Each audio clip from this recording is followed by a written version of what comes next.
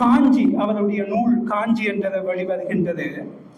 அந்த காஞ்சியை பற்றி எழுதிய யுவன் சந்திரசேகரர் ஒரு குறிப்பை எழுதுகின்றார். சேரனின் காஞ்சி உலகளாவிய கவிதையின் ஒரு தருணம். எப்ப எழுத? 2025. அப்ப பாருங்கோ, ஈழத்தில் கவனிப்புக்குரிய ஒரு கவிஞனாக 85 கணிக்கப்பட்ட சேரன் 2008 ஜெயமோகனால் கூறப்படுகின்றார். எவ்வாறு?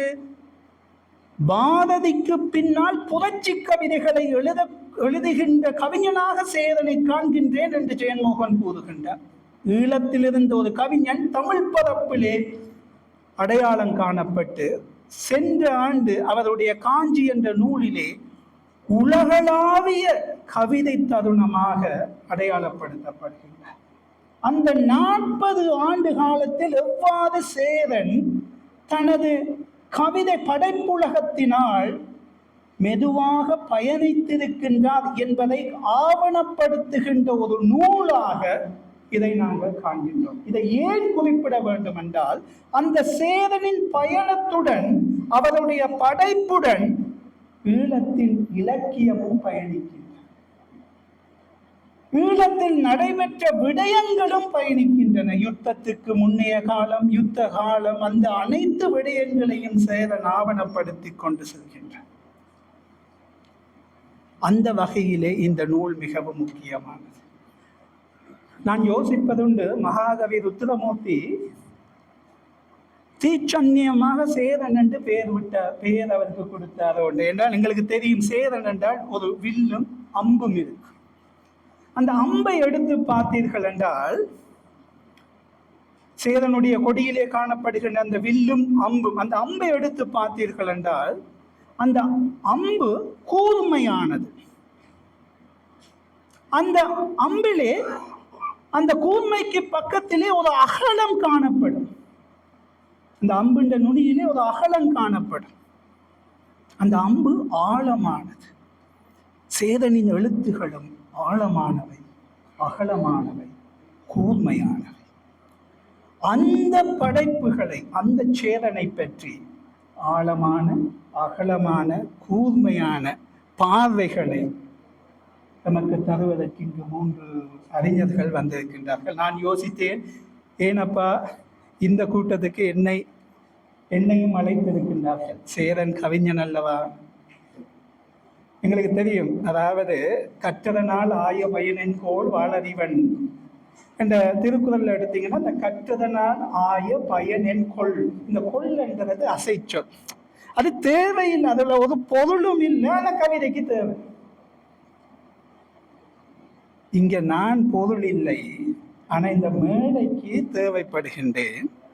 ஆகவே சேரன் பற்றியும் இந்த நூல் பற்றியும் பொருளாக பேசக்கூடிய அறிஞர்கள் இங்கே வீட்டிருக்கின்றார்கள். அவர்களை நான் அறிமுகப்படுத்த தேவையில்லை. பேராசிரியர் ஜெயசங்கர் அவர்கள். அவரிடம் நான் இந்த ஒளிவாங்கியை கையளித்து அடுத்த கட்டத்துக்கு போகலாம். அவரை அழைப்பதற்கு நாங்கள் சேரனுடைய வரிகளையே இந்த இடத்தில் நாங்கள் பயன்படுத்தி கொள்ளலாம். சேரனின் 2வது சூரிய உதயம் ஒரு நூலிலே ஒரு வரி வரும். கைகளை பின்புறம் இருக்க கட்டி யாருக்காக காத்திருக்கிறீர்கள், எழுக வருக. நன்றி.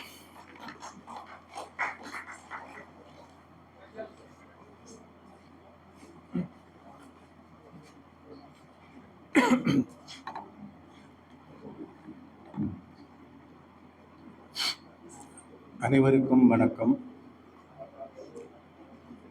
அறிவு நீக்கம் பெற்ற,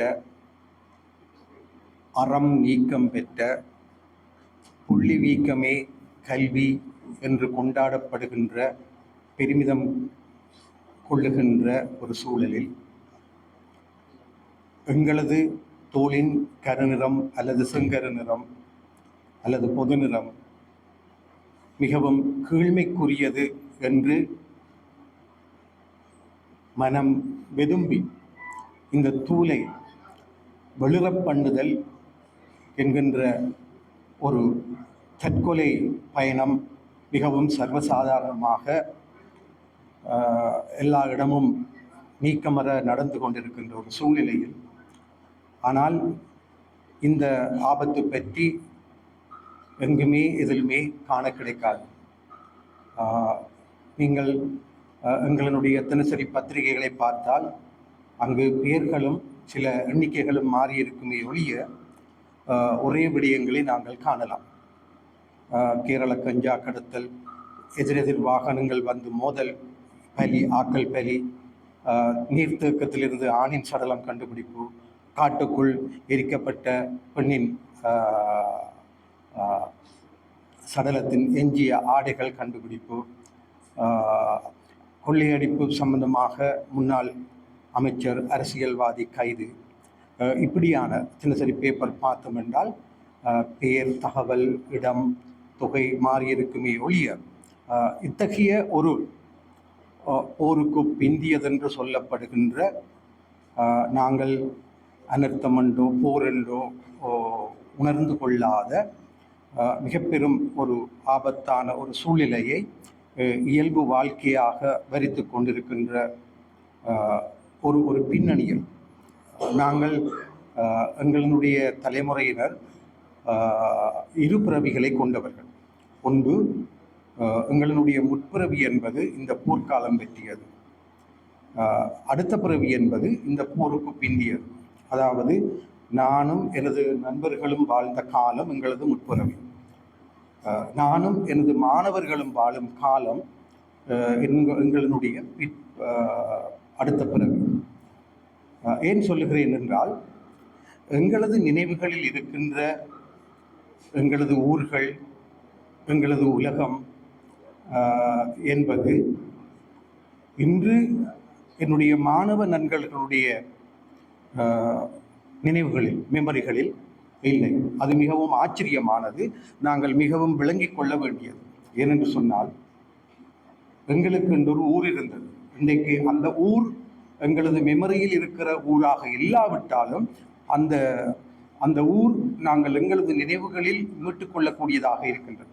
ஆனால் எங்களது ஊருக்கு போகும் பொழுதுதான் அந்த எங்களது ஊரை காண முடியாமல் இருக்கும். இந்த இந்த இந்த அந்த எங்களோட முற்பரவியினுடைய இந்த மெமரிகளை சுமந்தது தான் அந்த அந்த காலத்து கலைகள், இலக்கியங்கள், படைப்புகள் எல்லாம். என்னுடைய மாணவ நண்பர்களுடன் கதைக்கும் பொழுது நாங்கள் எங்களினுடைய அனுபவத்திலிருந்து சில விஷயங்களை கேட்கும் பொழுது தான் சில உண்மைகளை காண முடிந்தது. அவர்கள் கருவுற்றது ஒரு ஊரில், பிறந்தது ஒரு ஊரில், வளர்ந்தது ஒரு ஊரில், வயதானது ஒரு ஊரில், தங்களது 20, 21வது வயதுகளில் சொந்த ஊர் என்று சொல்லப்படுகின்ற ஊர்களுக்கு அவர்கள் போகிறார்கள். அவர்கள் ஒரு பிள்ளை ஒரு வீட்டில், இன்னொரு பிள்ளை இன்னொரு வீட்டில், இவ்வாறு 4-5 பிள்ளைகள் என்றால் 4-5 வீடுகளில் குடும்பமாக வாழ்ந்த ஒரு சூழ்நிலை. அந்த அந்த அந்த அந்த அந்த மெமரி உண்மையாக நாங்கள் புரிந்து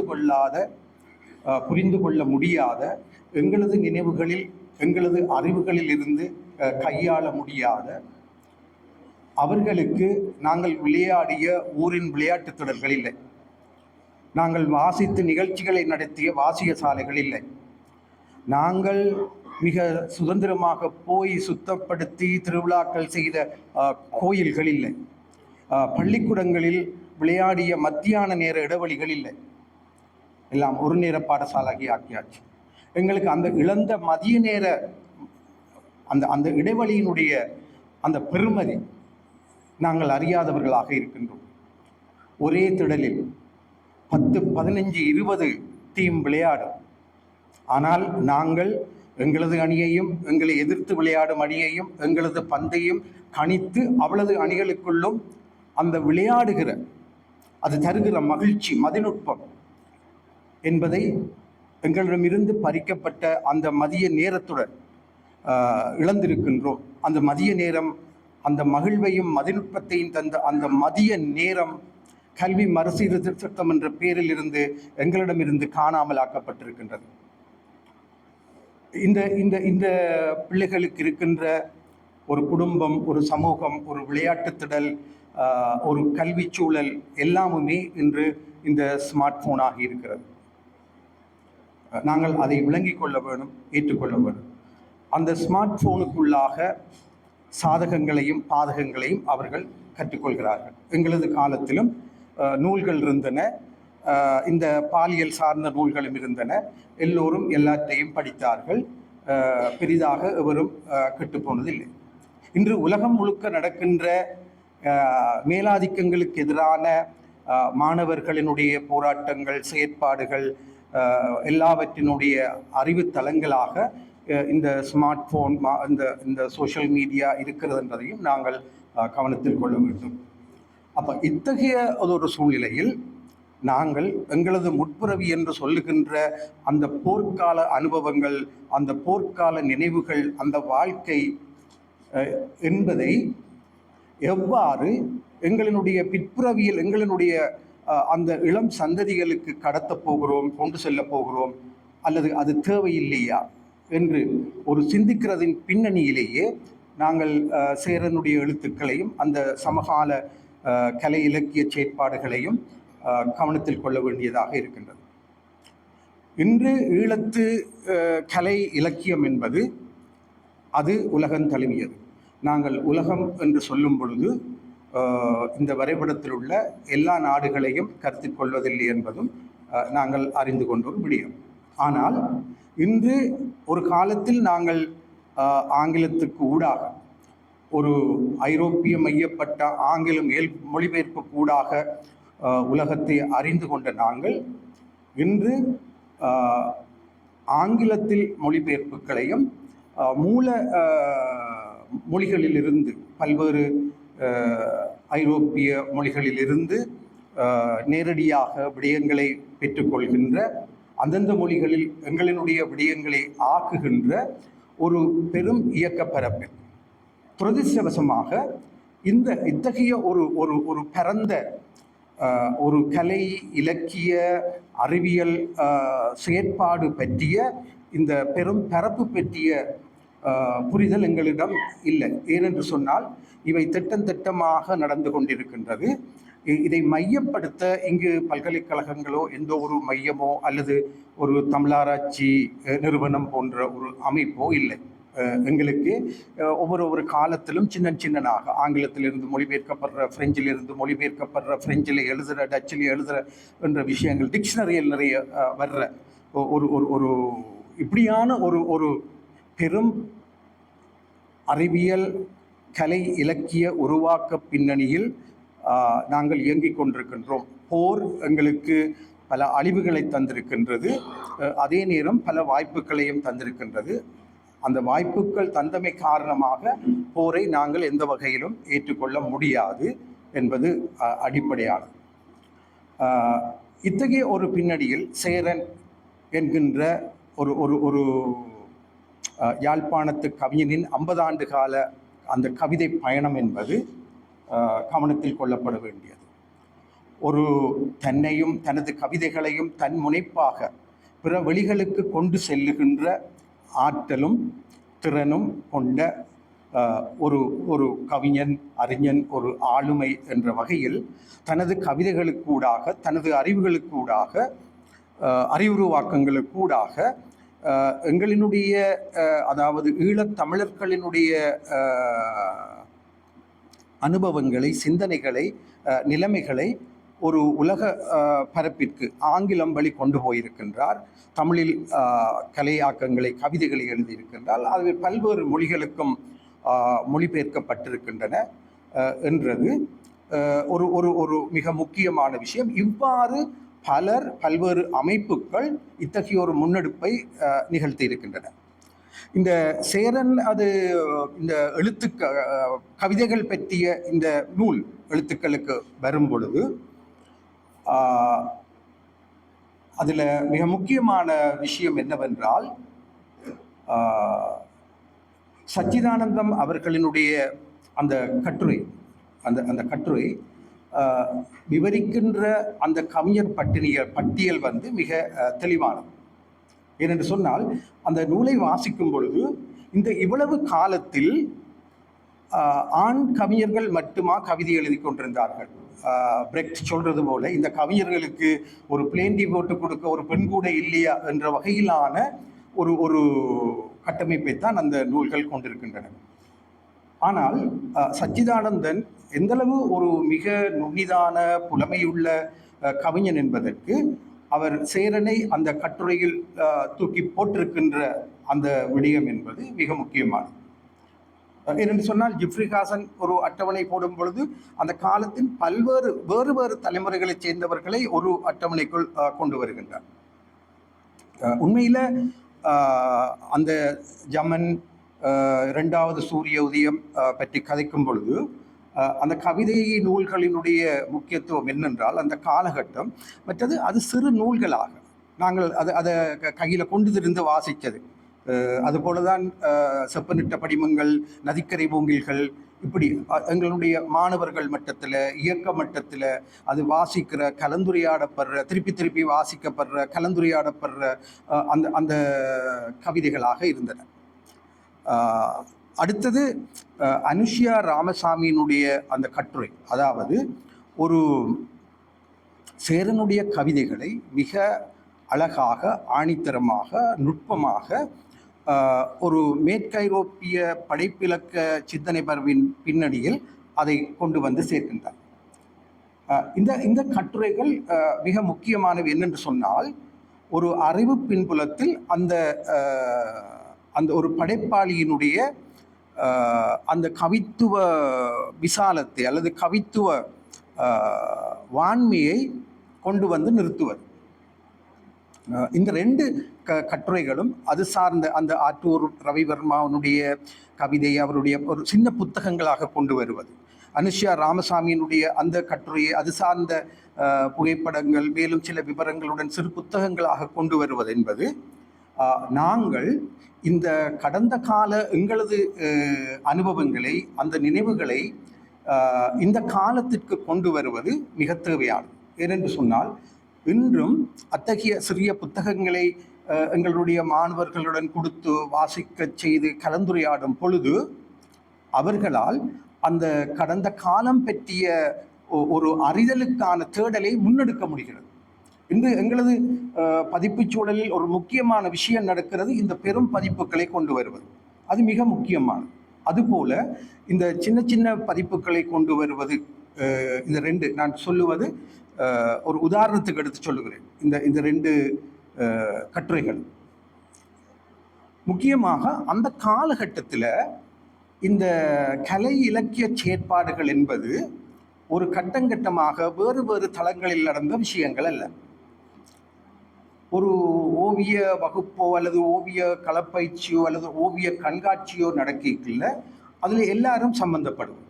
ஒரு நாடக பயிற்சியோ அல்லது ஒரு நாடக ஒத்திகையோ நாடகம் நடக்கல எல்லா துறை சார்ந்தவர்களும் அங்கு நிற்பார்கள்.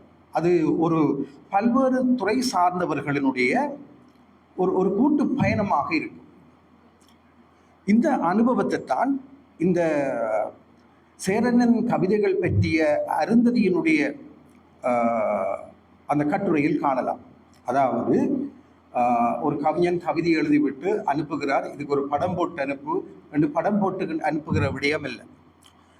அவர்கள் எல்லோரும் ஒன்றாக அந்த சேரனது கவிதையும் அருந்ததியது ஓவியமும் என்பது ஆளுக்கால் ஒரு தொடர் வாழ்க்கை கூடாக, தொடர் இயக்கத்துக்கூடாக சமாந்திரமாக ஊடாடி பரிணமித்த ஒரு வாழ்க்கையின் தொடர்ச்சியாக இருக்கின்றது. இந்த விடயம் முக்கியமாக கவனிக்கப்பட வேண்டியது. எவ்வாறு பல்வேறு கலை இலக்கிய துறை சார்ந்த ஆளுமைகள், அமைப்புகள் ஒவ்வொரு விடயத்திலும் சேர்ந்து இயங்கினார்கள். இது ஒரு திட்டம் போட்டு நடந்த ஒரு விஷயம் இல்லை, மிக இயல்பாக. நாங்கள் நாடகம் செய்கிற என்றால் ஏஜே நிற்பார், மார்க் மாஸ்டரும் ஸ்டூடெண்ட்ஸ் நிப்பினம், ஜெயசுராஜா நிற்பார், இப்படி எல்லாரும் ஒரு வந்து போகும் ரெண்டு கதை சென்று அந்த அந்த வகையான அந்த பரிமாணம் என்பது எங்களுடைய கடந்த கால அந்த கலை இலக்கிய செயற்பாடுகளில் மிக முக்கியமானது.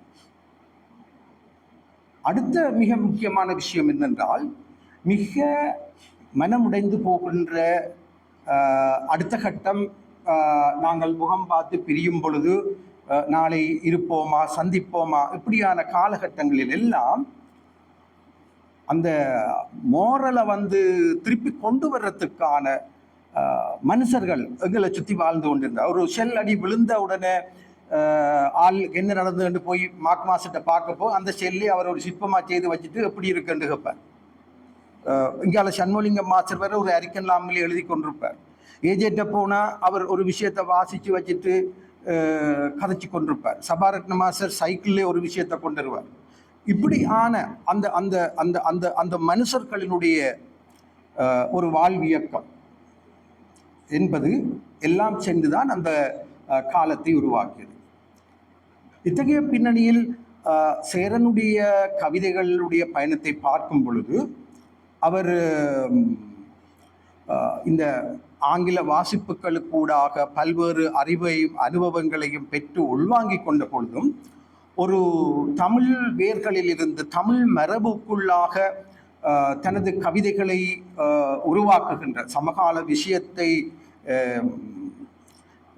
எதிரொலிக்கின்ற வெளிப்படுத்துகின்ற அதே நேரம் அந்த கவிதை எவ்வாறானதாக இருக்க வேண்டும் என்கின்ற சிந்தனையும் செயற்பாடையும் அவருடைய அந்த தொடர் கவிதை ஓட்டத்துக்கூடாக காணக்கூடியதாக இருக்கும். அடுத்தது அந்த காலகட்டத்தில் இருந்த கவிதைகள் எல்லாம் ஒரு ஒரு ஒரு ஊடகத்தன்மையற்ற வாசிப்பதற்கு மிக இலகுவான ஆழமான உணரத் தூண்டுகின்ற சிந்திக்க தூண்டுகின்ற கவிதைகளாக இருந்தன. நீங்கள் சச்சிதானந்தம் போட்ட அந்த அந்த அட்டவணையில் பார்த்தீங்கள் என்றால் அது சிவசேகரம் அவர்களுடைய கவிதையாக இருக்கலாம், கருணாகர் என்ற கவிதையாக இருக்கலாம், வில்வரட்னமோ சுபத்திரனோ சாருமதியோ புதுவலத்தினதுரியோ சேரனோ ஜெயபாலனோ என்று பாக்கியக்குள்ளே அந்த தன்மையை நாங்கள் காணலாம். பொதுவாக கவிதை ஆற்றுகை இசை என்ற இந்த 3 தளத்திலும் சேரனுடைய கவிதை இயங்குதளம் இருந்திருக்கின்றது. ஆனால் அந்த கவிதை ஆற்றுகை கவிதா நிகழ்வு என்பது நாடகக்காரர்களின் கையில் அது அதிக நாடகத்தன்மை பெற்றதாலும் கவிஞர்கள் ஒரு கவிதையை ஆற்றுகையாக முன்னெடுக்கின்ற ஒரு பண்பாட்டை உருவாக்குவதில் கவனம் செலுத்தாதாலும் அது இல்லாமல் போய்விட்டது. ஆனால் கவிதை இசை எல்லோருடைய கவிதைகளிலுமே அந்த காலத்தில் பார்த்தால் அவர்கள் பாடல்கள் எழுதியவர்களாகவும் இருக்கிறார்கள், அந்த கவிதைகள் பாட்டுக்கள் ஆக்கப்படக்கூடியவையாகவும் இருக்கின்றது என்பது அந்த கவிதைகளினுடைய ஒரு எளிமைத்தன்மை என்பது அதனுடைய ஆழக்குறைபாடில் நாங்கள் அதை ஒரு பாட்டை அதை படிக்கலாம் என்று சொன்னால் அது ஒரு ஆழத்தினுடன் கூடிய அந்த எளிமை என்பது அந்த தலைமுறை கவிஞர்களிடம் வாய்க்க பெற்றிருக்கிறது. இந்த இடத்தில் தான் நாங்கள் எங்களுடைய கவிதை வரைவிலக்கணங்களை எங்கிருந்து பெற்றுக்கொள்ள வேண்டும். நாங்கள் நவீன காலத்தின் மேற்கைரோப்பிய கவிதை வரைவிலக்கணங்களுக்கு உள்ளால் எங்களை வரைவிலக்கணப்படுத்தி கொள்ள முடியுமா என்றால் தான் நாங்கள் ஆபிரிக்க லத்தீன் அமெரிக்க பசிபிக்க ஏனைய எங்களை ஒத்த அந்த அந்த சமூகங்களினுடைய கவிதை அந்த அந்த சமாந்தரமான போராட்டங்களுக்கு ஊடாக உருவாக்கப்பட்ட கவிதைகள், அந்த கவிதைகளை அவர்கள் எவ்வாறு கோட்பாடாகி ஆக்கியிருக்கிறார்கள் என்ற விஷயத்துடன் தொடர்பு கொள்ள வேண்டியதாக இருக்கின்றது. நாங்கள் எங்களது கவிதைகளுக்கு ஊடாக மூலமாகவும் மொழிபெயர்ப்புகளுக்கு ஊடாகவும் உலகத்தின் பல்வேறு மொழிகளுக்கும் அதை பரவலாக்கம் செய்திருக்கின்றோம். எங்களுக்கு முன்னால் உள்ள கேள்வி, இந்த கவிதைகளை எவ்வாறு நாங்கள் எங்களினுடைய இந்த சமகால தலைமுறைக்கு கொண்டு வரப்போகின்றோம். ஏனென்று சொன்னால் அந்த கவிதைகள் வெறும் இலக்கிய அறிமுகம் மட்டுமல்ல, நாங்கள் எங்களினுடைய கடந்த காலத்தையும் நிகழ்காலத்தையும் இணைக்கின்ற ஒரு விடயமாகவும், நாங்கள் கடந்த காலத்தில் மட்டும் வாழ்ந்து கொண்டிருக்காமல் இன்று எங்களது கவனத்துக்கு கொள்ளாத அல்லது தினசரி ஒரு செய்தியாக வாசித்துவிட்டு எங்கோ நடக்கின்றது போன்ற பாரிய அனர்த்தங்களை ஒரு செய்தியாக வாசித்துவிட்டு போகின்ற ஒரு மிக பெரும் ஆபத்தை நாங்கள் உணர்வுபூர்வமாக அறிவுபூர்வமாக எதிர்கொள்கின்ற ஒரு தலைமுறையை உருவாக்குவதுடன் சம்பந்தப்படுகிறது. அப்போ இந்த ஒரு காலகட்டத்தில் இந்த சேரனின் கவிதைகள் என்னும் பொழுது எங்களுக்கு அவற்றின் ஊடாக நாங்கள் பார்க்கின்ற விடயம் 2. ஒன்று, சமகால விடயங்களை ஆழமாகவும் உணர்வுபூர்வமாகவும் எளிமையாகவும் அதை ஆற்றுகையாகவும் பாட்டாகவும் கூட ஒரு ஒரு ஒரு ஒரு பொதுமக்கள் வெகுசன பரப்புக்கு கொண்டு போகக்கூடிய வகையில், அதை ஆங்கிலத்தில் சொல்வார்கள் ஒரேச்சர் என்ற, அதாவது எழுத்து மரபும் வாய்மொழி மரபும் இணைந்த மரபு. இந்த விஷயங்கள் நாங்கள் ஒரு கோட்பாடாக உருவாக்காவிட்டாலும் இது நடைமுறையில் பல அந்த காலகட்டத்து கவிஞர்களுடைய கவிதைகள் அது வாசிப்புக்கும் வாய்விட்டு ஒரு பொது வெளியில் உரைப்பதற்கும் உரிய வகையில் அமைந்திருக்கின்றன. அதே வேளையில் இந்த நவீன மேற்கைரோப்பிய கவிதை மரபான இந்த ஃப்ரீவர்ஸ் என்கின்ற விஷயத்தை எவ்வாறு எங்களுடைய விஷயத்தை பேசுவதற்கும் எங்களுடைய கடந்த கால வேர்களிலிருந்து அவற்றை வெளிப்படுத்துவது என்கின்ற இந்த 2 தளங்களிலும் சிந்தித்து செயல்பட்டு இயங்கிக் கொண்டிருக்கின்ற பல்வேறு கவிஞர்களில் சேரன் முக்கியமானவர். அவர் தனது கவிதைகள் எழுத்துக்களுக்கு ஊடாக அதை ஒரு உலகத்தின் கணிசமான பரப்புகளுக்கும் எடுத்து சென்றிருக்கின்றார். மேலாக ஒரு ஒரு ஒரு அறிஞராக இந்த கவிதைகள் எவ்வாறு ஜினோசைட் பற்றி மற்றது இன சுத்திகரிப்பு எத்னிக் கிளென்சிங் பற்றி பேசுகின்றது என்கின்ற விடயம் சார்ந்து அபர்ணா ஹல்பேனுடைய அந்த இன்டர்வியூ, அந்த கிரியேட்டிவிட்டி எப்படி ஒரு அகடமிக் இன்டராக்ஷனுக்கு ஒரு இன்டராக்ஷனுக்கு அல்லது ஒரு ஒரு ஒரு ஒரு கோட்பாட்டு உருவாக்கத்துக்கு கொண்டு போகிறது என்பதையும் முன்னெடுத்ததில் சேரனின் பங்கு முக்கியமானது என்று கூறி விடைபெறுகிறேன். நன்றி, வணக்கம்.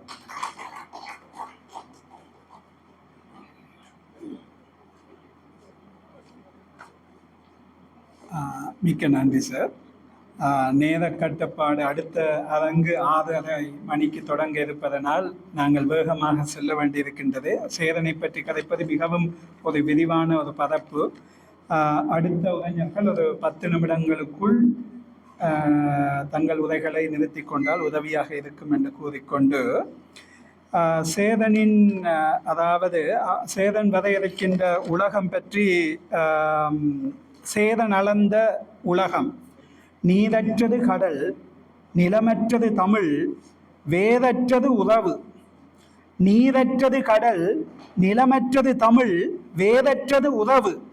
ஆனால் சேரா, எல்லையற்றது உன் கவிதை என்று கூறி அடுத்ததாக எங்கள் சகோதரி ஷாமிலா ஷரீப் அவர்களை இங்கு உரையாற்றுமாறு அன்புடன் அழைக்கின்றேன். அவர் ஒரு எழுத்தாளர், அறிமுகம் தேவையில்லை.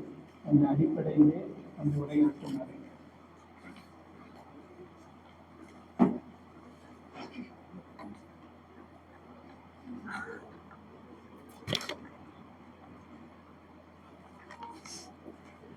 எல்லோருக்கும் பொதுவான இறைவனை வேண்டிக் கொண்டு, பாற்கடலை பூனை 15 நிமிடங்களுக்குள் பருகி முடிக்க முடியாதபடி நேரம் தந்திருக்கிறார்கள். எனவே எழுதி வாசிக்கலாம் என்றிருக்கிறேன். சமூக இயல் பதிப்பகத்தின் வெளியீடாக ஹரி ராசலட்சுமி, எம் ஃபௌசர் ஆகியோரின் தொகுப்பில் உரைய மறுக்கும் காலம், சேரன் படைப்புலகம், பார்வைகள், பதிவுகள், ஆய்வுகள் என்ற நூல் வெளியீட்டில் அனைவரையும் சந்திப்பதில் மிக்க மகிழ்ச்சி.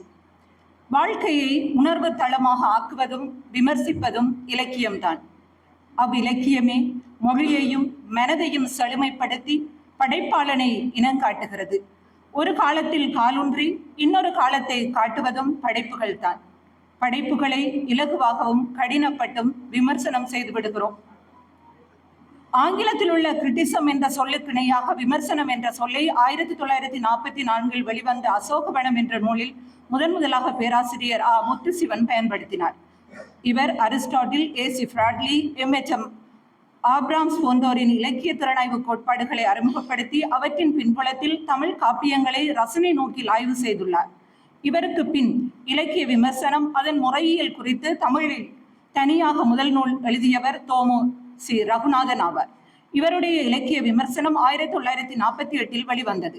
தமிழுக்கு புதிதான இலக்கிய விமர்சனத்தை முறையாக அறிமுகப்படுத்திய முதல் நூல் இதுவே. இந்நூலில் இலக்கியம் என்பது வாழ்க்கையின் விமர்சனம் என்கின்ற மாத்யூ ஆர்னல்டின் கருத்தினை முன்மொழிகிறார். இலக்கியத்தின் சமுதாய அடிப்படைகளை விளக்கும் ரகுநாதன் இலக்கிய படைப்பாக்கத்தின் தனித்தன்மைகளையும் இலக்கியத்தின் தன்னாட்சி தன்மையினையும் வலியுறுத்தி பேசியுள்ளார்.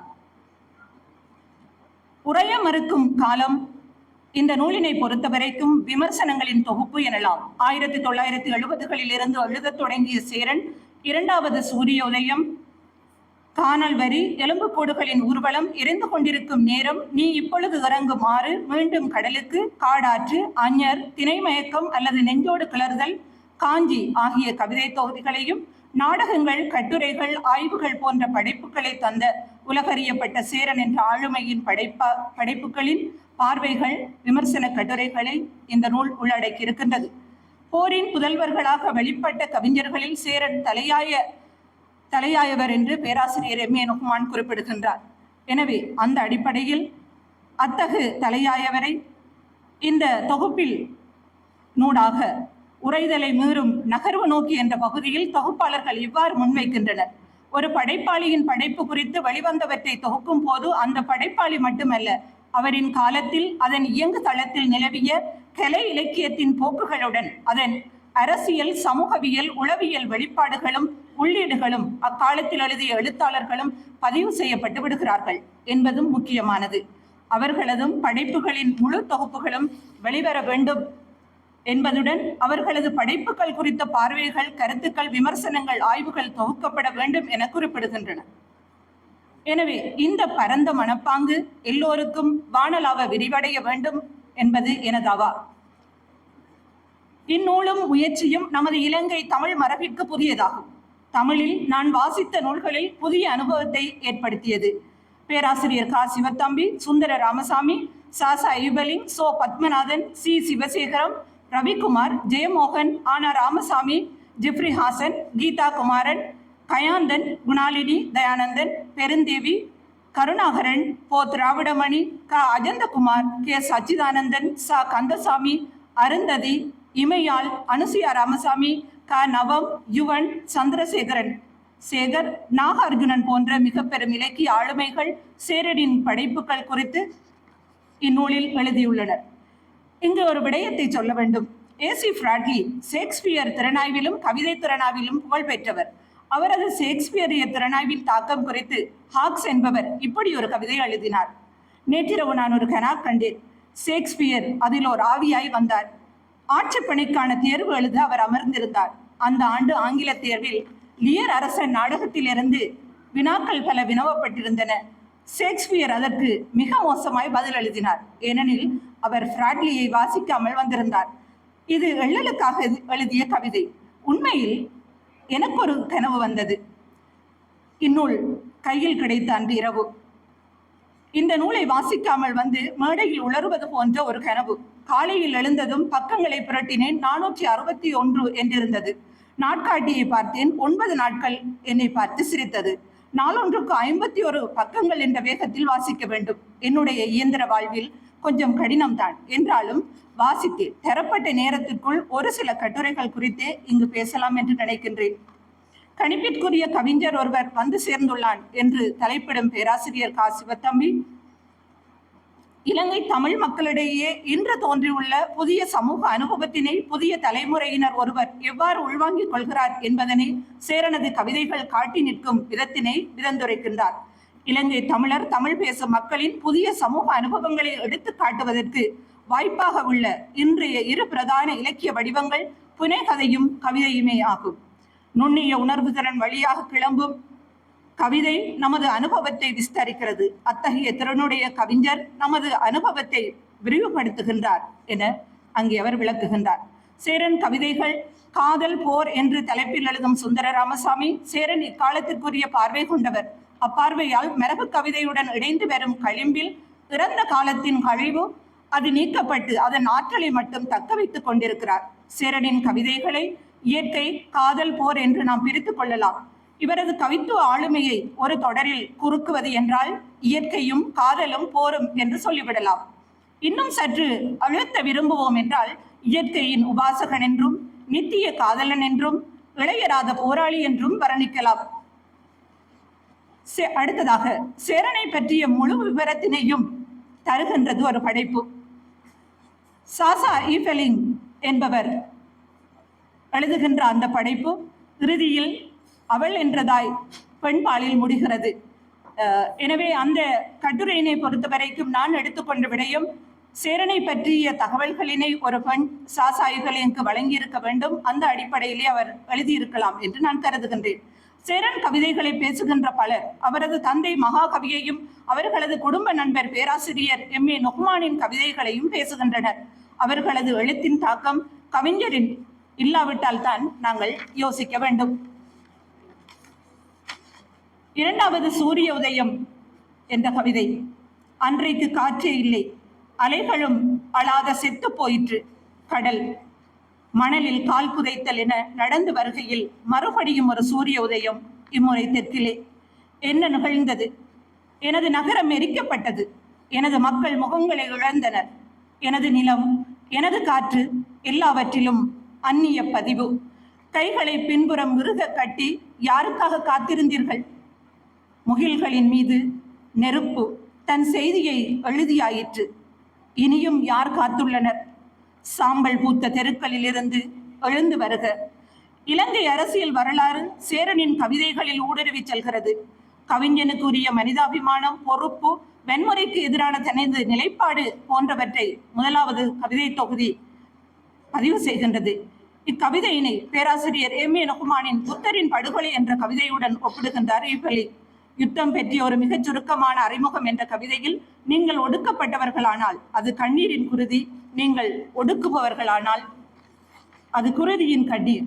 இலங்கையின் பயங்கரவாதமும் வன்முறையும் எவ்வாறு மக்களின் வாழ்வில் ஒரு அங்கமாக மாறிவிட்டது என்பதனை விவரிக்கும் சேரனின் கவிதைகளுக்கு இந்த ஒரு கவிதை எடுத்துக்காட்டு. சண்டையிடும் இரு தரப்பினரும் பாதிக்கப்படுகின்றனர் என்பதே உண்மை.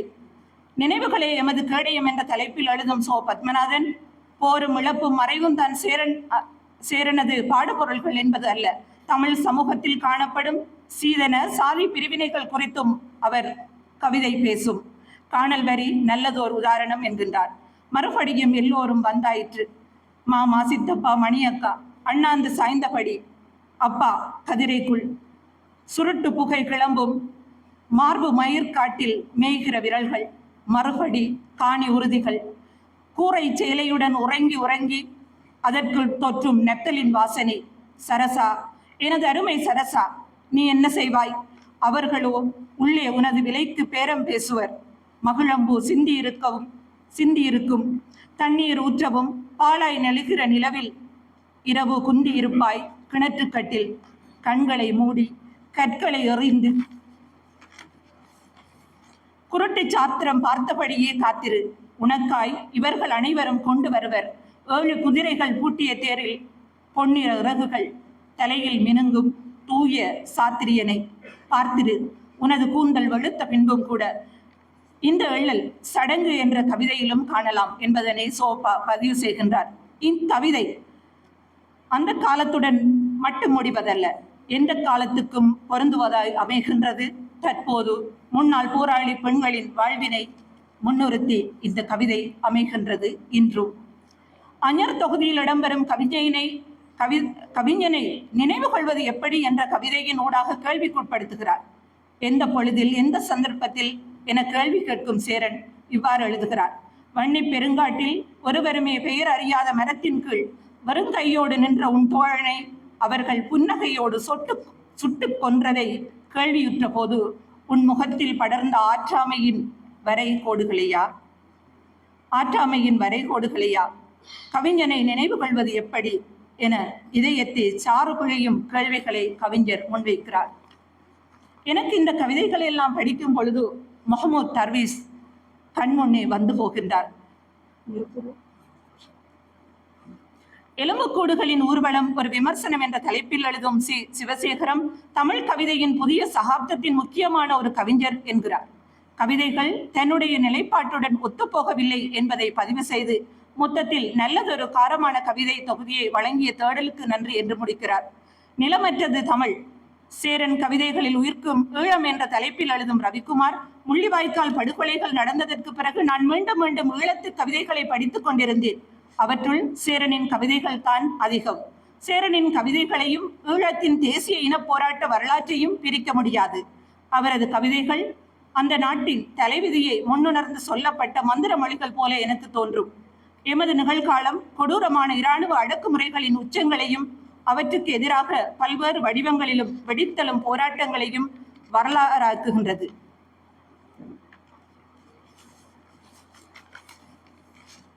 அநீதி, துயரம், அறிவு, நியாயமும் கூட சுமந்து கொள்ள முடியாத அளவுக்கு படுகொலைகள் தங்களுடைய சொந்த மண்ணிலிருந்து வேர்கள் பிடுங்கி எறியப்பட்டு அகதிகளாய் வெளியேறுகிற மக்கள், எல்லைப்புறங்களில் எரிந்து கொண்டிருக்கும் எமது வீடுகள், வயல்களில் இருந்து இன்னும் அடங்காத புகை, இன்னும் அடங்காத நெருப்பு, இவையே சூழலின் யதார்த்தம் என்று 1985 மரணத்தில் வாழ்வோம் தொகுப்புக்கு எழுதிய முன்னுரையில் குறிப்பிட்டிருந்தார் சேரன் என்பதனையும் ரவிக்குமார் நினைவுபடுத்துகின்றார்.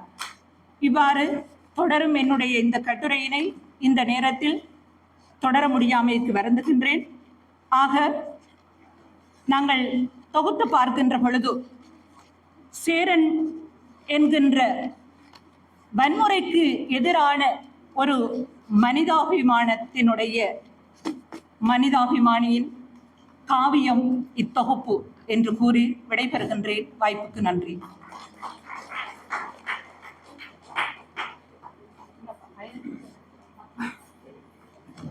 மன்னிக்கணும், மீண்ட உரையாடலுக்கு உள்ளாக்கப்பட வேண்டிய நூல் நேரத்தின் அருமை கருதி சுருக்க வேண்டியதாக வந்திருக்கின்றது.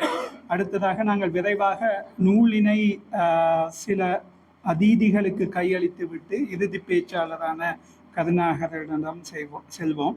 முதலாவதாக அனந்த் பாலகிருஷ்ணர் அவர்களையும் தொடர்ந்து செல்வராசா சேகர் அவர்களையும் ரக்ஷானா ஷரிபுதீன் அவர்களையும் கோஷானி எட்மண்ட் அவர்களையும் வந்து நூல்களை பெற்றுக்கொள்ளுமாறு அன்புடன் கேட்டுக்கொள்கின்றோம்.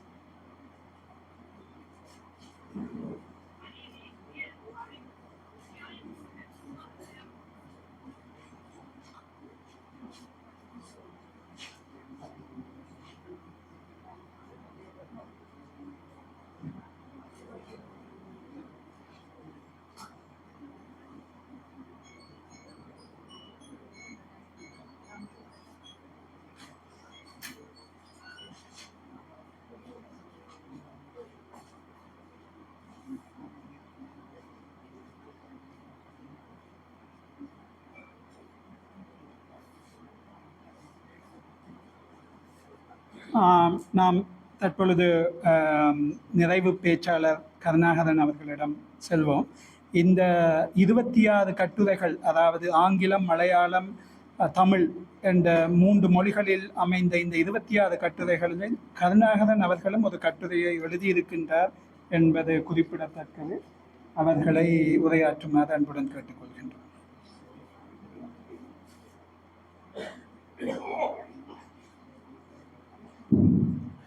நண்பர்களுக்கு வணக்கம். சேரனுடைய இந்த நூல் குறித்து நாங்கள் பேசுவதற்கு முதல் சில விடயங்களை நாங்கள் தொகுத்து பார்க்கலாம் இருக்கின்றேன். ஒன்று, காலமாகவே அறிஞர்கள் அல்ல படைப்பாளிகள் இந்த மாதிரியான பங்களிப்பாளர்களை முன்னிறுத்தி வந்திருக்கின்றது அனைத்து சமூகங்களும். தமிழில் கூட இன்னைக்கு நாங்கள் வள்ளுவரை பார்க்கின்றோம் என்றால், அல்லது கம்பன் என்றும் கம்பனுடைய கம்பராமாயணத்தை பார்க்கின்றோம் என்றால், இளங்கோவடியுடைய மணிமேகலை இதெல்லாம் சிலப்பதிகாரத்தை பார்க்கின்றோம் என்று சொன்னால், அது தொடர்ந்து முன்வைக்கப்பட்டு வந்தபடியினால் தான், அதை பேசப்பட்டு வந்தபடியினால் தான் நாங்கள் பார்க்கின்றோம். அப்படித்தான் இப்போது இங்கே சேரனையும் அங்கங்கே சேரனை பற்றி, அதாவது சேரனை பற்றியும் சேரனுடைய கவிதைகளை பற்றியும் அவருடைய பங்களிப்புகளை பற்றியும் எழுதி வந்த திரட்டி மொழி பதிப்பகம் அல்லது சமூகம் இயல் பதிப்பகம் இந்த நூலை கொண்டு வந்திருக்கின்றது. இது ஒரு வகை. இதற்கு அப்பால் ஒரு படைப்பாளியினுடைய அல்லது ஒரு பங்களிப்பாளருடைய ஏனைய விடயங்களை தொகுத்து கொண்டு வருவது இன்னும் ஒரு வகையான செயல்பாடு. இந்த அரங்கிலேயே பார்க்கலாம். அசோகமித்திரனுடைய அழகான பதிப்பு முழு கதை தொகுப்பு இருக்கின்றது. அம்பையுடைய தொகுப்பு இருக்கின்றது. இங்கே இருக்கின்றார் அவங்களுடைய மதிப்புக்குரிய கவிஞர் சிவசேகரம், அவருடைய முழு கவிதை தொகுப்பும் இருக்கின்றது. நான் இந்த கவிதை தொகுப்பை பற்றி இப்போ எழுதி கொண்டிருக்கின்றேன். ஏனென்றால் அது நான் எழுதி கொண்டிருக்கின்ற உணர்வு வந்தது எப்படின்னு சொன்னால், அந்த தொகுப்பை படிக்கும்போது அவருடைய நீண்ட கால அதை முழு கவிதைகளையும் படிக்கும்போது எங்களுக்கு இயல்பாக எழுதணும், ஒரு முன்வைப்பை செய்யணும் என்ற ஃபீலிங் வருது. ஏனென்றால் அது அந்த காலகட்டத்துக்கூடாக ஒரு மனிதன் தன்னுடைய வாழும் காலத்துக்கூடாக தன்னுடைய அந்த காலத்தில் எவ்வாறு இடையீடு செய்கின்றான், அல்லது இந்த காலம் அந்த மனிதருக்குள் அந்த படைப்பாளிக்குள் இத்தகைய இடையீட்டை செய்கின்றது என்பதை பார்க்கக்கூடியதாக இருக்கின்றது. இப்போ சிவசேகரம் அவருடைய கவிதை என்றால், சேரனுடைய கவிதை என்றாலும் கூட அவர்கள் அந்த தாங்கள் வாழ்ந்த காலத்துக்குள் தங்களுடைய வாழும் சூழலுக்குள்ளும் சர்வதேச பரப்பிலும் தங்களுடைய அறிவு புலத்துக்குள்ளாலையும் என்னென்ன வகையான நிகழ்ச்சிகள், உணர்வு தூண்டலையா இருக்கலாம், அறிவு தூண்டலையா இருக்கலாம், பௌதிக வாழ்க்கையா இருக்கலாம், அது அகப்புறம் இரண்டு நிலையிலும் ஏற்படுத்திய தாக்கங்களை கொண்டு வருகின்றார்கள் என்றதை பார்க்கக்கூடியதாக இருக்கின்றது. அப்ப அந்த மாதிரியான முன்வைப்புகளை சமூகம் பதிப்பகம் செய்கின்றது. குறிப்பாக சமுத்திரனுடைய கடந்த கால எழுத்துக்களையும் அது ஆவணப்படுத்தி இருக்கின்றது. இப்போ சமுத்திரனுடைய எழுத்துக்களை நாங்கள் படிக்கும் போதும் அதை குறித்தும் எழுத வேண்டிய சூழல் இருக்கின்றது. எல்லாவற்றையும் எழுதக்கூடிய சூழல் எல்லோருக்கும் வாய்ப்பதில்லை. ஆனால் அத்தகைய பங்களிப்புகள் செய்யப்பட வேண்டும் என்று சொல்லிக்கொண்டு, இப்போ சேரனுடைய இந்த கவிதைகள், இந்த கிடைக்கின்ற 10 நிமிஷத்துக்கு நான் சுருக்கமாக சில விஷயங்களை சொல்லி முடிக்க வேண்டும். சேரனுடைய இந்த தொகுப்பு அவ்வப்போது வெவ்வேறு சூழல்களில் எழுதப்பட்டதும் பேசப்பட்டதுமான கட்டுரைகளை கொண்டிருக்கின்றது. அதுதான் இங்கே அவர்கள் பார்வைகள், பதிவுகள், ஆய்வுகள் என்று சொல்லியிருக்கின்றார்கள். அதுக்குரிய அடிக்குறிப்புகளும் இங்கே இருக்கின்றது. எங்கெங்கே இந்த கட்டுரைகள் எடுத்து இங்கே சேர்க்கப்பட்டிருக்கின்றது சொல்லி ஒரு முக்கியமான பணி. ஏனென்றால் 50 ஆண்டுகளுக்குரிய சேரனுடைய எழுத தொடங்கி 50 ஆண்டுகள், 50 ஆண்டுகளுக்குள் ஒரு படைப்பாளியாக, ஒரு கவிஞனாக எத்தகைய ஒரு இடையீட்டை இவர் செய்திருக்கின்றார் என்பதை பார்க்கக்கூடியதாக இருக்கின்றது. ஆனால் இன்னும் ஒட்டுமொத்தமான சேரனுடைய கவிதைகளை முழுமையாக படிக்கின்றவர்கள் இதை விட இங்கே இந்த 26 பேரும் பார்க்காத ஒரு பார்வையை பார்க்கலாம், பார்க்க வேண்டும். அது சேரனுக்கு மட்டுமல்ல, இன்னும் பலருக்கும் உரியது. தவிர இந்த 26 கட்டுரைகளுக்குள்ளையும் நான் உட்பட நான் மீளவருக்கா வாசிக்கும் போது பல இடங்களில் பல போதாமைகள் இருந்ததை பார்க்கக்கூடியதாக இருந்தது. ஏனென்றால் சேரனுடைய காலகட்டத்தில் எழுத தொடங்கிய, நான் சேரனுக்கு 10 ஆண்டுகள் பின்னுக்கு தான் நான் எழுத வருகின்றேன். ஆனால் சேரனுடைய காலகட்டத்தில் எழுத தொடங்கிய முன்பின்னாக புதுவிரத்தினதுரை, சிவசேகரம், ஜெயபாலன் போன்றவர்கள் முக்கியமானவர்கள், பொன்னம்பலம், வில்வரட்னம், இந்த மாதிரியானவர்கள் ஏறக்கூடிய அதே காலகட்டத்தோடு எழுதினவர்கள். அப்போ ஏறக்குரிய ஒரு ஒப்பீட்டு ஆய்வாக இல்லாவிட்டாலும் கூட ஒரு பார்வை பார்த்திருக்கப்பட வேண்டும், ஒரு மேலோட்டமான பார்வையாவது பார்த்திருக்கப்பட வேண்டும். இந்த கட்டுரைகளை படிக்கும் போது எங்களுக்கு இயல்பாகவே அந்த கேள்வி எழுகின்றன. அப்ப இந்த நூல் குறித்த ஒரு விமர்சனமாக கண்டிப்பாக அதை நாங்கள் முன்வைக்க வேண்டிய தேவை இருக்கின்றது. அந்த போதாமையை இந்த நூல் கொண்டிருக்கின்றது. இது அங்கங்கே ஏற்கனவே நான் சொன்னது மாதிரி அங்கங்கே அவ்வப்போது எழுதப்பட்டவற்றையும் முன்வைக்கப்பட்டவற்றையும் துவக்கப்பட்டது இது குறையாக அல்ல. ஆனால் இதை படிக்கும் போது அத்தகைய ஒரு உணர்வு எங்களுக்குள் எழுகின்றது. இது ஏன் நான் இங்கே குறிப்பிடுகின்றேன் சொன்னால், இனிமேல் எழுதப் போகின்ற விடயங்களுக்கான ஒரு கவனம் கொள்ளுதலுக்காக இதை குறிப்பிடுகின்றேன். அந்த அடிப்படையில் தான் இப்ப சிவசேகரம் அவர்களுடைய கவிதையாக இருக்கலாம், அல்லது ஏற்கனவே எழுதப்பட்டவர்களுடைய வில்வர்ணத்தின் கவிதைகள், பொன்னம்பலத்தின் கவிதைகள், இவற்றை எல்லாவற்றையும் நாங்கள் தொகுத்து பார்க்கும்போது இந்த மாதிரியான ஒரு முழுமையான பார்வையை நாங்கள் பார்க்க வேண்டிய தேவை எங்களுக்கு இருக்கின்றது. இது ஒரு பக்கம் இருக்க, சேரனுடைய இந்த கவிதைகளையும் பார்க்கலாம். நாங்கள் இப்ப சேரன் ஒரு தமிழ் எழுதினாலும் கூட சேரனுடைய கவிதைகள் இன்றைக்கு 26 மொழிகளுக்குள் போயிருக்கின்றது. அப்ப 26 மொழிகளுக்குள் போகக்கூடிய அளவுக்கு சேரனுடைய கவிதைகள் ஒரு முக்கியத்துவத்தை பெறுகின்றன. அது முதல் முக்கியமான அம்சம். அது எப்படி என்பது நான் கவனிக்கப்பட வேண்டிய இந்த நேரத்துக்குள்ள அது பேசி வைக்க முடியாது. இரண்டாவது, சேரனுடைய 50 ஆண்டு கால உழைப்பு. அந்த 50 ஆண்டு உழைப்பு 2 வகையா பார்க்கப்பட வேண்டும். ஒன்று, அந்த 50 ஆண்டு காலமும் சாதாரணமான காலம் அல்ல, அது ஒரு நெருக்கடியான காலம். அந்த நெருக்கடிகளுக்குள்ளாக தான் சேரன் டிராவல் பண்ணிக்கிறார். அவருடைய பயண வழி நடந்திருக்கின்றது. அது சாதாரணமான நெருக்கடி அல்ல, உயிரையே பலி எடுக்கக்கூடிய ஒரு நெருக்கடி. அப்ப சேரனும் அதனை இடையீடு செய்து, அதாவது அந்த மோதித்தான் எழுதுகின்றார். ஒரு காலகட்டத்தில் அரச வன்முறை எழுதுகின்றார், ஒரு காலகட்டத்தில் இயக்கங்களுக்கு ஏற்படுத்தப்பட்ட அந்த விடுதலை போராளிகள் என்று சொல்லப்படுகின்ற விடுதலை அமைப்புகளுக்கு என்று சொல்லப்படுகின்ற அந்த ஜனநாயக மறுப்புகளையும் அந்த வன்முறையை எழுதுகின்றார். இன்னொரு காலகட்டம் இந்திய ஆக்கிரமிப்புக்கு எதிராக வன்முறை எழுதுகின்றார். ஆகவே அவர் எப்போதுமே மோதிக்கொண்டிருக்கின்றார், அதிகார சக்தியுடன் மோதிக்கொண்டிருக்கின்றார். அப்ப இது சாதாரணமான விஷயம் அல்ல. வெறுமனே இதை சேர்ந்த கவிதைகளை பற்றி அடையாளப்படுத்தும் போது சுந்தரசாமி உட்பட அவர் என்ன சொல்கின்றார்னு சொன்னால் காதல், இயற்கை, போர் என்று மூன்று ஏரியாக்களுக்குள் சேரன் ஊடாடுகின்றார் சொல்கின்றார்கள். 3 ஏரியாவுக்குள் ஊடாடுகின்றார் என்பது இலகுவாக சொல்லி போட்டு போக முடியாது. அதற்குள் வாழ்ந்தவர்களுக்கு அல்ல அந்த அந்த 3 ஏரியாவிலேயும் அந்த முக்கியமான அந்த அரசியல் ஏரியா எப்படி இருந்தது என்பதை நிச்சயமாக ஆழ்ந்து உணரக்கூடியவர்களுக்கு தான் தெரியும் அது எவ்வளவு சவாலாக இருந்தது என்றார். ஆகவே அங்குதான் அந்த உயிர்ப்பு கூடப்படுகின்றது. சேரனுடைய காதல் கவிதைகளுக்காக சேரன் அந்த 26 மொழிக்கும் ட்ராவல் பண்ணதாக நான் யோசிக்கிறேன். சேரனுடைய இயற்கை கவிதைகளுக்காகவும் அவர் 26 மொழிகளுக்கும் அவர் பயணித்திருக்கிறார்கள் நான் யோசிக்கவில்லை. சேரனுடைய அந்த பயணம் 26 மொழியிலே அவர் எடுத்துச் செல்லப்பட்டது ஏறக்குரிய அவருடைய அரசியல் கவிதைகளுக்காக என்றுதான் நான் நம்புகின்றேன்.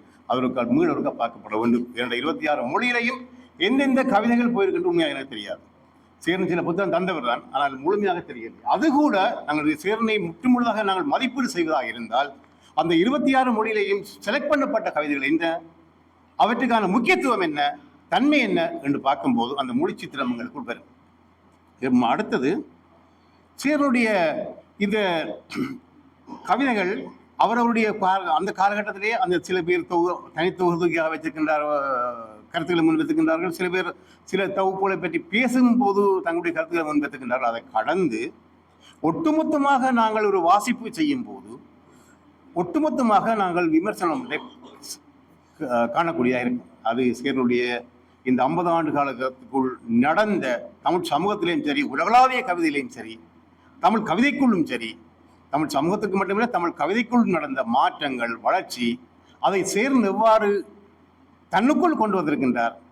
நான் அவரை தொடர்ந்து வாசிக்கின்றது என்ற அடிப்படையிலே சேர்ந்தும் அந்த மாற்றங்களோடு தன்னை முன்னகர்த்தி வந்திருக்கின்றார். குறிப்பாக ஜெயபாலனுடைய கவிதைகள் என்று சொல்லும்போது ஜெயபாலனுடைய கவிதைகளில் அன்றைக்கு தொடக்கம் இன்று வரையிலும் ஒரே தன்மை இருக்கின்றது, அது பிராண்டட். ஆனால் சேரனிடம் அந்த பிராண்டட் தன்மையை கொஞ்சம் குறைவாக இருக்கின்றது. அது காலத்தோடு நகர்ந்து தன்னுடைய மொழியையும் கூறுமுறையை மாற்றுகின்ற தன்மை கொண்டு இருக்கின்றது. அதை நாங்கள் அதோட கட்டுரையிலையும் குறிப்பிட்டிருக்கின்றேன். ஆனால் ஜெயபாலனில் அன்றைக்கு தொடக்கம் இன்று வரையிலும் ஒரே வகையான தன்மை இருக்கின்றது. அது அவருடைய ஒரு பிராண்டட் தன்மையாக, அது ஒரு தன்னுடைய தனித்துவமாக அவர் கைக்கொள்ளலாம். ஆனால் சேரன் அந்த கால மாற்றங்களுக்கு ஏற்ற மாதிரி அதையும் மாற்றி வந்திருக்கின்றார். இது தனியாக நாங்கள் நீண்ட நேரம் பேச வேண்டிய எங்களை சுருக்கமாக சொல்கின்றேன். இதுக்கு அப்பால் சேரனுடைய முக்கியத்துவம் இந்த நூல் வலியுறுத்துகின்ற விஷயமும் அவர் ஒரு காலத்தை பிரதிபலித்தார், காலத்தை உருவாக்கிய, நான் சிவத்தம்பி அவர் சொன்னது போல நானும் அதைத்தான் குறிப்பிடுவேன், காலம் உருவாக்கிய கவிஞன் தான் சேரன். இந்த தொகுப்பும் ஏறக்குரிய தொகுப்பில் உள்ள 26 கட்டுரைகளிலும் பெரும்பாலான கட்டுரைகள் அது முன்வைக்கின்ற ஒரு விடயம் சேரன் காலம் உருவாக்கிய கவிஞன். ஆனால் படைப்பாளிகள் 2 வகையாக இருக்கின்றார்கள். ஒன்று காலத்தை உருவாக்குகின்ற படைப்பாளி, உலகளாவிய படைப்புகள் காலத்தை உருவாக்குகின்ற கோக்கி இந்த தாய் நாவல் சொல்லப்படும் ஒரு புரட்சிகரமான காலகட்டத்தை உருவாக்கியது. அது ரஷ்ய போராட்டத்தை மட்டுமல்ல, அதுக்கு பின்னர் கூட பல போராட்டங்களுக்கு ஒரு உந்து சக்தியாக இருந்தது. அது காலத்தை உருவாக்குகின்ற படைப்பாக அல்ல காலத்தை உருவாக்குகின்ற படைப்பாளிகளாக இருந்திருக்கிறார்கள். இன்னும் ஒன்று காலம் உருவாக்குகின்ற படைப்பாளிகள். சேரன் அந்த தன்னுடைய காலகட்டத்தில் நடந்த அத்தனை நிகழ்ச்சிகளுக்கும் ஒரு சாட்சியாகவும் எதிர்வினையாற்றவர்களாகவும் இருந்தபடியினால் அவர் காலம் உருவாக்கிய படைப்பாளியாக எங்களுக்குள் அடையாளம் காண்கின்றார். சில கவிதைகள் அவர் அதை கடந்து காலத்தை உருவாக்கக்கூடிய எத்தனைப்புகளையும் தந்திருந்தாலும் கூட காலம் உருவாக்கிய படைப்பாளிகள் தான் இருந்திருக்கிறார். எங்கள் சூழலில் பெரும்பாலும் காலம் உருவாக்கிய படைப்பாளிகள் தான் அநேகமாக நான் உட்படுதான் நான் நினைக்கின்றேன். காலத்தை உருவாக்குகின்ற படைப்பாளிகளாக நாங்கள் இன்னும் பெரிய அளவுக்கு பரிமளிக்கவில்லை. ஆனால் காலத்தை உருவாக்குகின்ற படைப்பாளிகள் அவர்கள் தான் வரலாற்றின் நாயகர்களாக இருக்கின்றார்கள். சேரனுடைய இந்த பங்களிப்பை, இதுவரையிலான பங்களிப்பை ஓரளவுக்கு கவனப்படுத்தியிருக்கின்றது சமூகவியல் பதிப்பகம். இதுபோன்று எங்கள் சூழலிலே ஏராளமான பங்களிப்பாளர்கள், ஏராளமான பங்களிப்புகள் கவனம் கொள்ளப்பட்டு கொண்டு வரப்பட வேண்டும். தலைசிங்கத்தினுடைய வேர்க்குகள், அதாவது தலைசிங்கத்தினுடைய எழுத்துக்கள் எங்களுக்கு கிடைத்திருக்கிறது, எஸ்போனுடைய எழுத்துக்கள் கிடைத்திருக்கின்றது, டேனியல் எழுத்துக்கள் கிடைத்திருக்கின்றது. ஆனால் அவர்களை பற்றிய முழுமையான மதிப்பீடுகள் இந்த மாதிரி வரவில்லை. நிச்சயமாக ஒரு அறிவுத்துறை சார்ந்தும் இந்த இந்த இலக்கியத்துறை அல்ல இந்த ஈடுபாட்டுத் துறையில் உள்ளவர்கள் குறிப்பாக அதை குறித்து சிந்திக்க வேண்டும். சமூகம் பதிப்பகம் போன்ற வேறு பதிப்பகங்களும் இதுக்கான வாய்ப்புகளை உருவாக்கி கொடுக்க வேண்டும் ஏனென்று சொன்னால் ஒரு அறிவார்ந்த சமூகம் அப்படித்தான் தன்னுடைய அனைத்து வகையான உருவாக்கங்களையும் திரட்டிக் கொள்வதற்கும் மதிப்பீடு செய்வதற்கும் அடுத்த கட்ட பயணத்தை மேற்கொள்வதற்கும் இவை அவசியம் என்று கருதுகின்றேன். சேரனுடைய இந்த நூலை தொகுத்து தந்தது சேரனுடைய அடுத்த இன்னொரு கட்ட அல்லது முழுமையாக பார்க்க வேண்டிய ஒரு பரிமாணத்தை நோக்கி சிந்திப்பதற்கு ஒரு வாய்ப்பை தந்திருக்கின்றது என்று கூறி உங்களுக்கு விடைபெறுகின்றேன். மேலும் ஒரு சந்தர்ப்பத்தில் இதை குறித்து விரிவாக பேசலாம். நன்றி.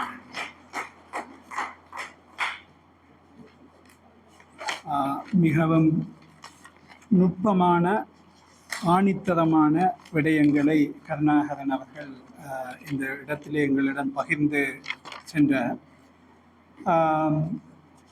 இதை பற்றி விரிவான கலந்துரையாடல் மேற்கொள்ளலாம் என்றாலும் காலத்தின் அருமை கருதி நாங்கள் இந்த இடத்திலே இதை நிறைவு செய்கின்றோம்.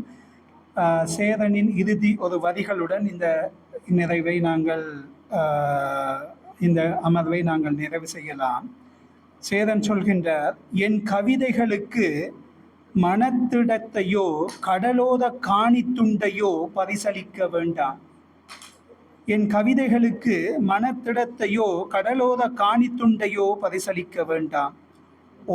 ஒரு முள்முதுக்க பூவைத்தான் கேட்டேன். ஒரு முள்முதுக்க பூவைத்தான் கேட்டேன். அந்த அடிப்படையிலே படைப்பாளிக்கு இந்த அவருடைய படைப்பு சார்ந்து அவருடைய நூல் சார்ந்து உங்களுடைய கருத்துகள் சென்றடைய வேண்டும். அது அவரை இன்னும் ஊக்குவிக்கும் என்ற ஒரு குறிப்போடு பேச்சாளருக்கு கரம் கூப்பிய நன்றிகளை கூறி இந்த அமர்வை இத்துடன் நிறைவு செய்கின்றோம். நன்றி.